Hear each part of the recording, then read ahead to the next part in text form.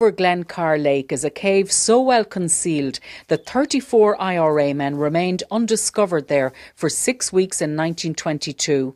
When the National Army closed in on their headquarters in North Sligo, the men crossed Ben Bulben to reach the hideout. From the valley below you can't see the cave entrance at all. It's completely concealed by this massive boulder.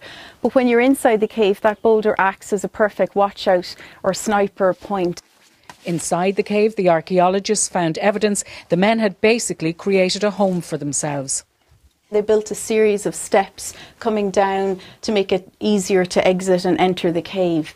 And then when we come into the main part of the cave here, they mortared the entire floor. And that's probably to keep the area clean, but it's also for better insulation. People from the locality and the families of the men were bringing food up to the valley, to the Glencar Valley, for the men, and we found lots of pieces of plates and pots and crockery that food was contained in. And they were clearly very disciplined in here in how they organised the space and lived in it day to day. The back area of the cave there is where they were throwing animal bones, butchered animal bones after eating them. We found some broken pottery down there as well, and that's probably the area where the portable toilet was kept. So it's actually a very important excavation. Because this cave is so incredibly well hidden, very few people have been in here over the last 100 years. So really we were walking into a space that was as the men had left it in October 1922.